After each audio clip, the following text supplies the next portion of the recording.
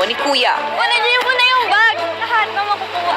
Mga hindi po namin nakuha yung ibang undies po, mga iba pong damit po pantulog and mga pang swimming po. Hello, Star Dreamers! Welcome sa inyong island life. Nakita po namin na walang kalan. Nahihirapan po talaga kami sa paggawa ng apoy kasi nga po, mahina po yung arms namin. Kailangan po kasi siyang i-force para po magsindi siya. At ngayong gabi, haharap ang Girl Star Dreamers sa first challenge bilang isang grupo.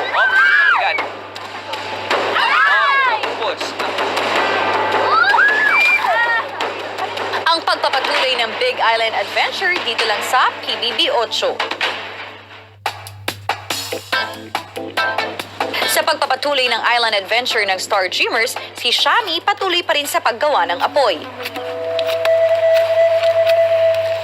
Kasi pag nakabuo na ng apoy, ano na lang, madali na lang akong mag-ano ng ganito kasi.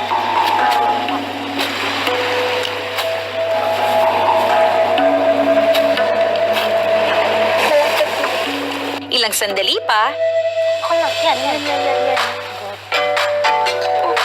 Kahoy. Wait lang, ako yung naka-paapoy. Yung diskarte ko po is, lagyan lang siya ng cotton, tapos, gaganon mo lang siya ng malakas. Yung mga ubusin natin yung itlog. Hindi. Bakit? May pie? Opo, may pie pa. Pag nakabuo na tayo ng apoy, madali na lang yun sa akin kasi sanay naman po ako magatong po kasi kadalasan ginagawa ko po sa bahay. Tayan niyo muna yung tubig. Okay na. Yan. ilang saglit pa ay nagsimula ng magluto ang apat. Okay.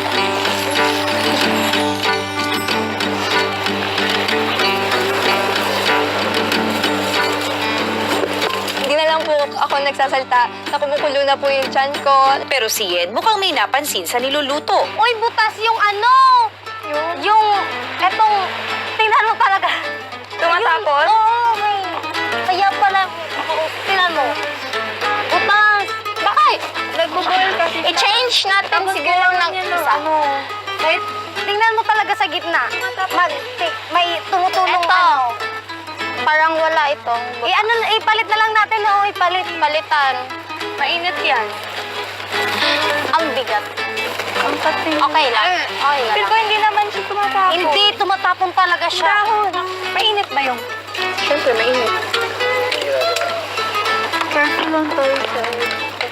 Oops, nabasag. Nang mapalitan ang palayok ay ipinagpatuloy ng girls ang pagluluto. Maano ka? Malaki na yung apoy. Ate, baka maano ka? Okay. Galing. Okay na yun. Okay lang. Habang hinihintay ang niluluto, si Angela ay kinilala ang kasamang si Yen. Tingnan mo, ano to gumagano? Ganyan kasi dito tayo maligo. Walang stove. Meron naman, kaso ginagamit lang yun pag may pasok. Kasi sabi ng lolo ko, pag gumagamit ng stove, ito tayo maligo. Maya-maya pa mukhang luto na ang pagkain ng girls. Muna natin ulit.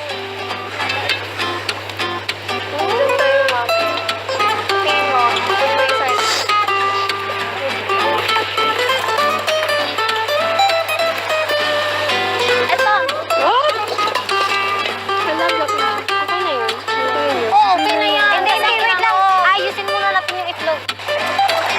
Habang kumakain ng girls, Matagal ng itlog. Yung itlog, feeling ko. Nag-crack siya kasi. Fried chicken to. Tapos yan sa'yo.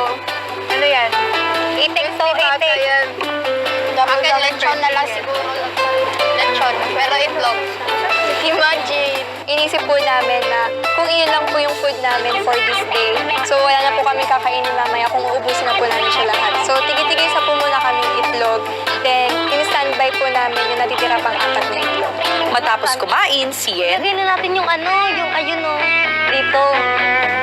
Ilalagay yun. Ayun, oo. Galing.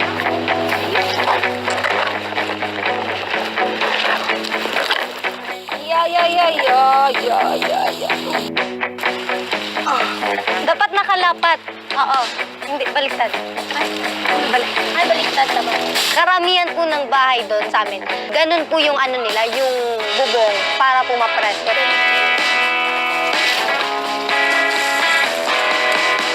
Ang ganda, ang galing ng ano, idea. It's very delicate. Delicate. Yeah. Very delikado. Nang mabuo ang silong, ang girls ay nag-ayos muna ng kanilang gamit. Kanina yung pagkuha ko nito, diretso talaga. Ano, kahit ano, hindi ko talaga alam na ilalagay pa lang muna sa ano, sa bag. Oo, basta lang talaga ako kuha eh. Hindi ko na nga alam po ano dinadampot ko. Kami Oo. Habang nagpapahinga ang apat, maya-maya pa ay dumating na rin sa isla ang iba pang Star Dreamers. Ano naman nila? Ganda naman nila, naka-outfit. Bakit sila ano? Naka-casual. Oo, tapos ako. Tapos tayo haggard. Feeling ko haggard na lang. So, nagkakwentuhan po kami, nag-ayos po kami ng gamit, then bigla-bigla po may dumakating na bangka. So, yung bangka na po na yon is nakasakay po yung apat na Star Dreamers pa. Ay, ang sakit. Hi! Hi! Oh my God, she's so Angela. Angela. Hello po. Asia. Shami. Hello po. So pretty. Narcy. Sobrang natuwa po ako kasi nakakilala po ako ng bagong Star Dreamers po. Ganda.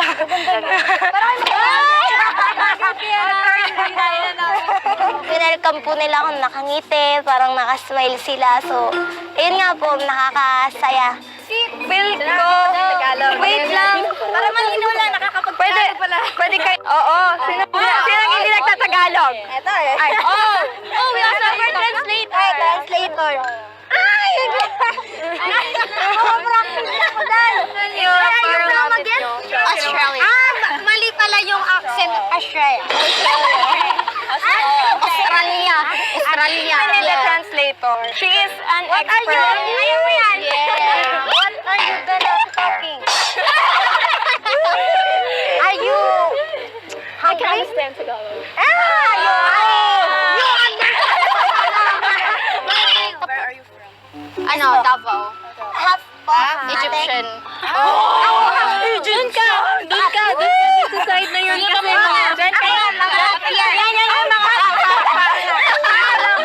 Yan, she's super funny po, and super friendly. You bonded very quickly po, and very easily. If you don't understand what he is saying, then Yan at Narcy. Anyari? Taga saan ka? Dalawang taon. ano po, San Pablo, Laguna po. Laguna. Opo. Ilan taon ka na? 13 po. 13 Ang ba? bata. Taon ka na po. Mabata. Bata. 14. 16 ako. 14? Ano ba yung batang sa 5 4? Ikaw ate? 17? Ikaw ate? Pero as time pass by naman po, I know po na lahat po may magkiklik po yung attitudes po. Kasi po kahit ngayon pa lang, parang sobrang close na po namin. Magsi-16 na po Babata ngayon niyo naman. naman.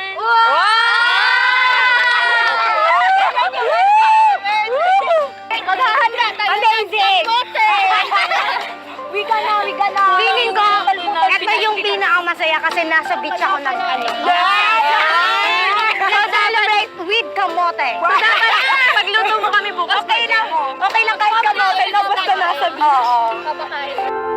Naging masaya nga ang unang pagkikita ng Ochong Girl Teen Star Dreamers sa isla kung saan pansamantala silang maninirahan. Pero manatili kaya silang masaya kung malaman nila na sunod-sunod ang hamon ang kinakailangan nilang harapin upang patunayan na karapat-dapat silang mapili bilang housemate ni Kuya.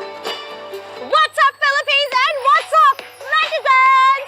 Unang araw pa nga lang ng Girl Teen Star Dreamers sa isla pero isang challenge na kaagad ang kailangan nilang harapin. May panalo kaya nila ang hamong ito gayong pa nga at malaki ang nakataya kung sakaling sila ay magtagumpay. Ang buong kwento, narito. Habang nagkakakilanlanan ng Star Dreamers, isang task bottle ang natanggap nila. Hello, Star Dreamers. kinakailangan ninyong makarating sa kabilang bahagi ng isla kung saan isang pagsubok ang kinakailangan ninyong harapin. Isang mahalagang impormasyon at mga bagay na makakatulong sa pananatili ninyo sa islang ito ang magiging gantimpala kung sakaling mapagtatagumpayan ninyo ang hamong ito.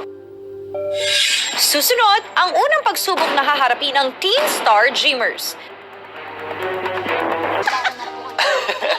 Dami ng achievements ngayong araw na to at ang pinaka natutuwa ako ay nakikita ko na medyo close na kayong lahat. Pero nandito kayo ngayon, Star Dreamers, dahil may gusto kong ipaalam sa inyong lahat na ang bahay ni Kuya ay nakakandado. Ibig sabihin, walang pwedeng makapasok dito. Ang eksaktong lokasyon ng Big Key ay makukuha nyo lang sa pamamagitan ng pagharap sa iba't ibang mga hamon para makuha ang tatlong bahagi ng mapa papunta rito. Handa na ba kayo, Star Dreamers? Para sa unang hamon ng Star Dreamers, pwesto sila sa 4 na platform at kinakailangan nilang punuin ng tubig dagat ang 4 na containers. Magagawa nila ito sa pamamagitan ng pagsalok ng tubig mula sa dagat gamit ang isang timba. Pagpapasapasahan nila ang timbang ito hanggang sa makarating sa pangatlong player kung saan ihahagis niya ang lamang tubig na sasaluhin naman ng pang-4 na player. Sa bawat sali ng tubig sa container ay kinakailangang mag-ikutan ng pwesto ng mga players. Kapag mapagtagumpayan nilang mapuno ng tubig ang mga containers ay makakakuha sila ng unang bahagi ng mapa at solar lamps. At kung magagawa nila ang task bago maubos ang buhangin sa sun timer, makakakuha pa sila ng karagdagang pagkain. Kapag napagtagumpayan nyo yan, makukuha nyo ang ating mga solar lamps. Na syempre, gawa ng Letter of Light, isang organisasyon na naglalayong makatulong sa ating mga kapamilya na wala o limitado ang access sa kuryente. Upang mas maintindihan ang layunin ng grupong Letter of Light, kinausap namin ang kanilang founder na si Ilac Diaz. Sa Pilipinas, halos 20 milyong katao ay walang koneksyon sa elektrisidad. Ang ginagawa namin sa Liter of Light is humahanap kami ng skills development para itulong yung mga villagers na matuto kung paano gumawa ng solar lights. Ito yung mga plastic na tinatapon natin, pwede gawing pang waterproofing. Ito naman mga PVC na madaling kunin. Ang gusto sana namin, working with PBB, is mabigyan ng inspirasyon mga ibang kabataan na kaya rin nilang gumawa ng solusyon. Kaya nilang magiging parte ng Liter of Light para yung technology is magaya nila at sila magiging ambassadors para makatulong. Kailangan po talaga ng strategy na kailangan mo pong ibato yung container ng hindi po mababawasan yung tubig or hindi po siya matatapon lahat. Determinado po talaga lahat kami. Fino-focus po talaga namin yung sarili namin kasi alam po namin na may nakasalalay po sa challenge na yon, which is yung first part po ng map. Girls, ang inyong unang challenge ay magsisimula na ngayon.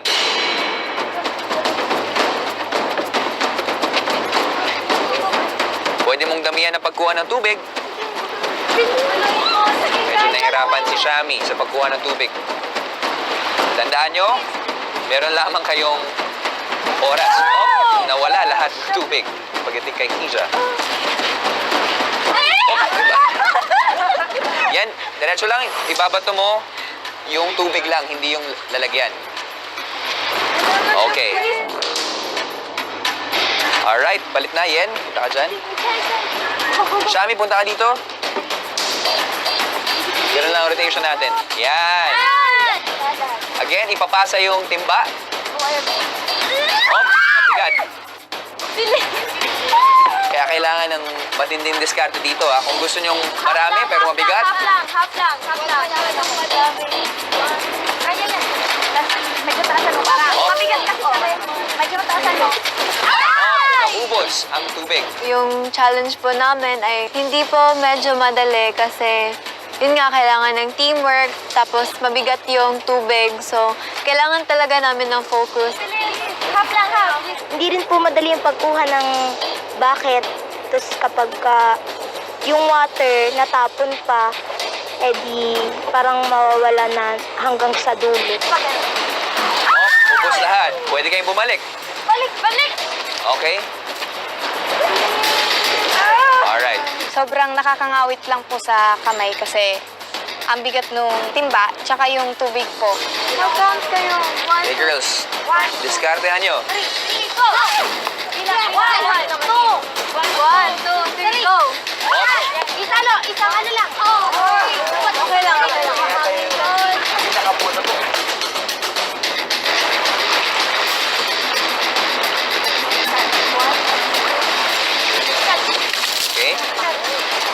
pagkikita nila at nakuha ng diskarte. Balik! Muna tayo. Ilang minuto na ang nakalipas pero kaunting tubig pa lang ang nailalagay sa unang container.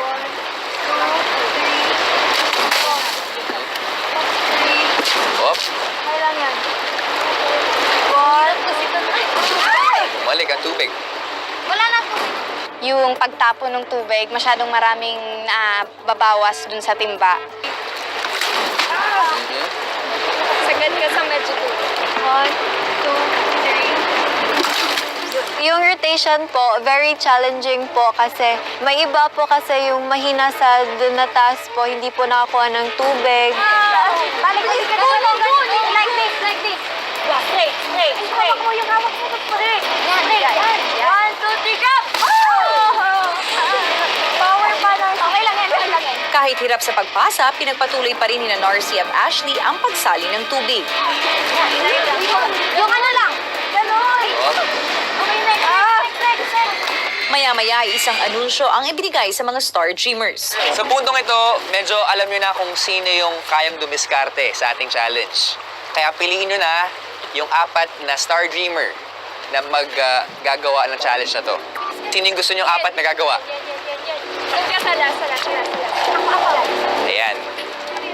Ayan na? Okay na. 1, 2, 3. Kaya.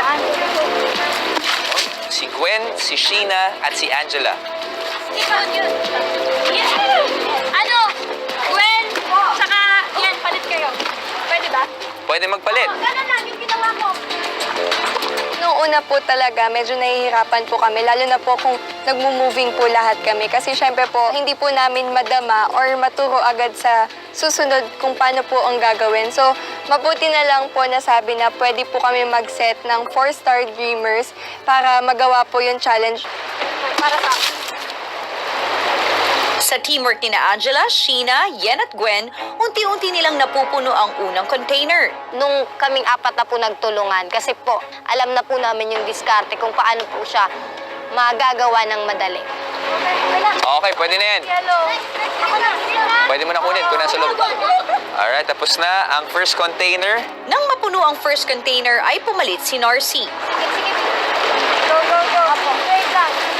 Straight. 1, 2, 3. Kayo man bilangan sa Ang konti lang po ng tulong is si Narcy po. Medyo maliit po siya. So, maliit din po yung arms niya. So, hindi niya po ma-throw or hindi niya po agad masalo. Kasi nga po, nagiging problema din po namin na medyo maliit siya. Okay.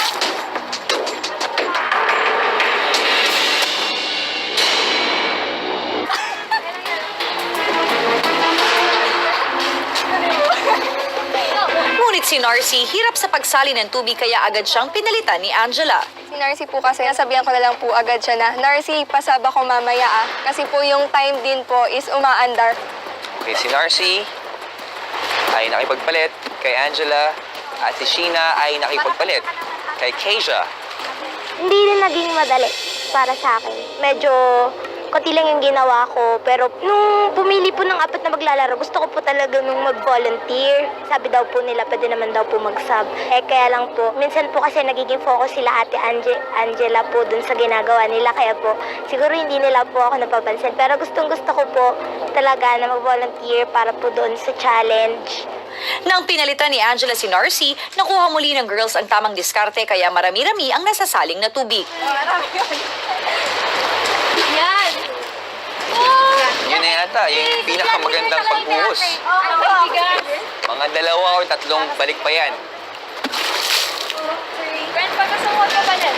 Dapat slowly lang po talaga yung pagbigay ng tubig, tsaka focus sa ano man ginagawa. Si Narcy muling sumali sa laro.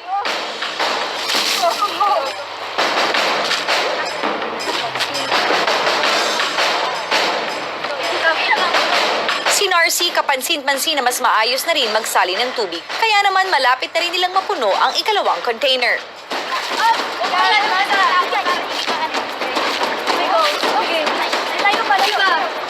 Siyempre po, iniisip lang din po namin yung manalo po. Kaya kinailangan lang po talaga namin na piliin yung pinaka nakakuha na talaga ng strategy para sa pagkuha ng tubig.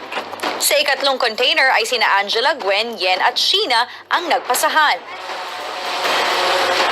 Magandang pasa. Yun na yata yung pinaka-smooth na nakita ko. Muli namang naging tigasalo si Keisha.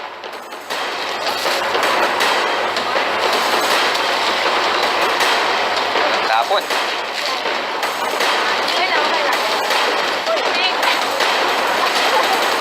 Dahil may diskarte na ang apat, naging madali para sa kanila ang pagpuno ng third container. Okay na yan, okay. Star Dreamers, huling container na.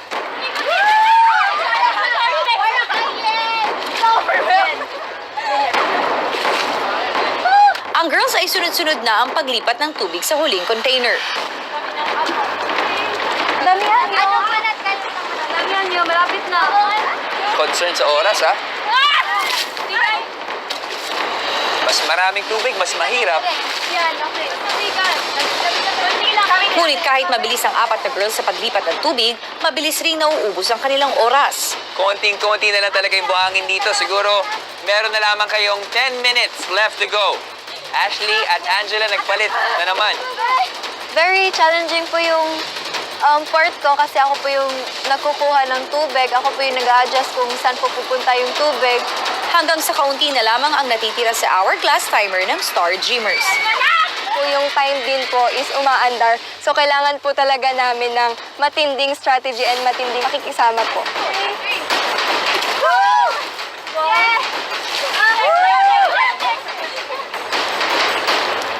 And that's it! Keisha, pwede bang kunin kung ano yung nasa loob? Nung nakuha ko na po yung mapa sa last container, sobrang gaan po ng feeling kasi po tagumpay po kami sa first challenge po namin. Pwede ba, Star Dreamers, itaas nyo?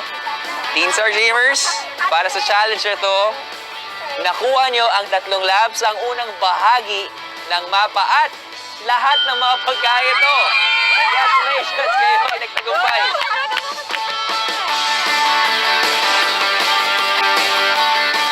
Nabalatan na ba? Ito, di ko makita. Nabalatan na ba yung ganito, ate? Nabalatan na yan. Saan yung kalat? Ito na. Habang si Yen ay abala naman sa pagluluto ng kanilang hapunan. Oops! Astig, guys. Kailangan mo munang maghirap bago ka makakain. Hindi lang pwedeng dyan ka lang sa gilid maghihintay po ng makakain mo. Kailangan mo talagang mag-efforts. Kailangan mong gumawa ng solusyon o mag-diskarte nga po para po mayroon po kayong makain.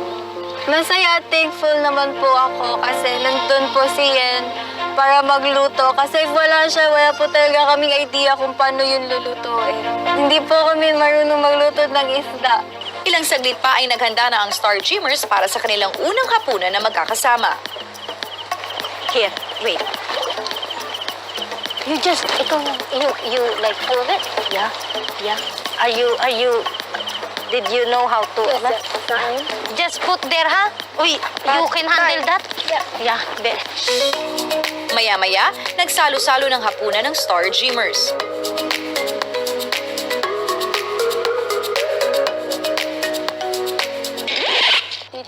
Kaya na natin yung tinek, laman tiyan din yan.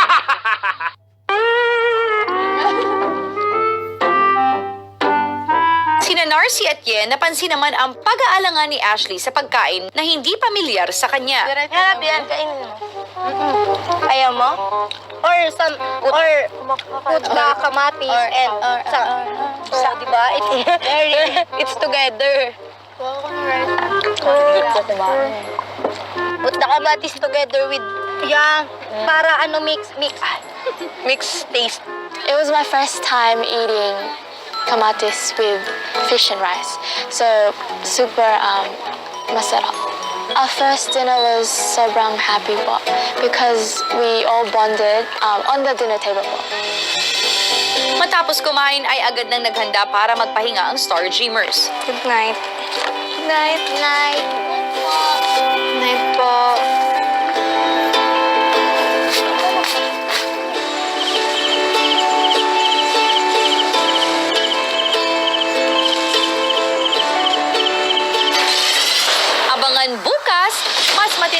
mas mapanghamong pagsubok ang kakaharapin ng ating Girl Teen Star Dreamers.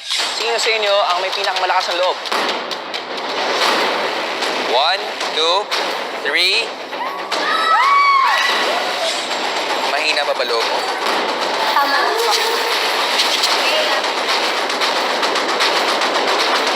At abangan rin ang 8 kabataang lalaki na ating kikilalanin. Lahat ng yan dito sa PBB 8.